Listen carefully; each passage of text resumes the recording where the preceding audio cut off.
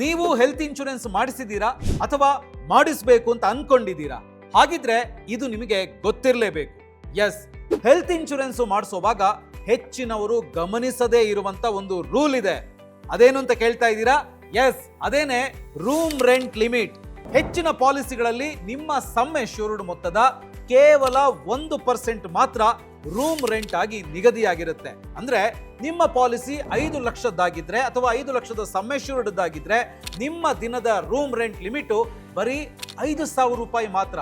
ಈಗ ಜನ ಏನಂತ ಅನ್ಕೊಳ್ತಾರೆ ಅಂತ ಹೇಳಿದ್ರೆ, ಪರವಾಗಿಲ್ಲ, ನಾನು 10,000 ರೂಪಾಯಿ ರೂಮ್ ತಗೊಳ್ತೀನಿ, ಉಳಿದ ಎಕ್ಸ್ಟ್ರಾ ಹಣವನ್ನ ನಾನೇ ಪೇ ಮಾಡ್ತೀನಿ ಅಂತ. ಆದ್ರೆ ಅಲ್ಲೇ ನೀವು ದೊಡ್ಡ ತಪ್ಪು ಮಾಡೋದು. ಒಮ್ಮೆ ನೀವು ರೂಮ್ ರೆಂಟ್ ಲಿಮಿಟ್ಗಿಂತ ಹೆಚ್ಚಿನ ಬೆಲೆಯ ರೂಮ್ ಅನ್ನು ಆರಿಸಿಕೊಂಡ್ರೆ ಇನ್ಶೂರೆನ್ಸ್ ಕಂಪನಿ ಬರೀ ರೂಮ್ ಬಾಡಿಗೆ ಮಾತ್ರ ಅಲ್ಲ, ನಿಮ್ಮ ಸಂಪೂರ್ಣ ಹಾಸ್ಪಿಟಲ್ ಬಿಲ್ ಅನ್ನ ಅದೇ ಅನುಪಾತದಲ್ಲಿ, ಅಂದ್ರೆ ಅದೇ ರೇಷಿಯೋದಲ್ಲಿ ಕಡಿತಗೊಳಿಸುತ್ತೆ. ಅಂದ್ರೆ ನಿಮ್ಮ ರೂಮ್ ರೆಂಟ್ ಲಿಮಿಟ್ ಗಿಂತ 2 ಪಟ್ಟು ಜಾಸ್ತಿ ಇದ್ರೆ ನಿಮ್ಮ ಒಟ್ಟು ಬಿಲ್ ನಲ್ಲಿ ಕೇವಲ 50% ಮಾತ್ರ ನಿಮಗೆ ವಾಪಸ್ ಸಿಗಬಹುದು. ನಿಮ್ಮ ಈ ಒಂದು ನಿರ್ಧಾರ ಲಕ್ಷಾಂತರ ರೂಪಾಯಿ ನಷ್ಟವನ್ನ ತಂದೊಡ್ಡಬಹುದು. ಅದಕ್ಕೆ ಪಾಲಿಸಿ ಕೊಳ್ಳುವ ಮುನ್ನ ಸರಿಯಾಗಿ ಕಂಪೇರ್ ಮಾಡೋದು ಅತಿ ಮುಖ್ಯ. ಪಾಲಿಸಿ ಬಜಾರ್ ನಲ್ಲಿ ನೀವು 51ಕ್ಕೂ ಹೆಚ್ಚು ಇನ್ಶೂರೆನ್ಸ್ ಕಂಪನಿಗಳ ಪ್ಲಾನ್ ಗಳನ್ನ ಹೋಲಿಕೆ ಮಾಡಬಹುದು, ಅಂದ್ರೆ ಕಂಪೇರ್ ಮಾಡಬಹುದು.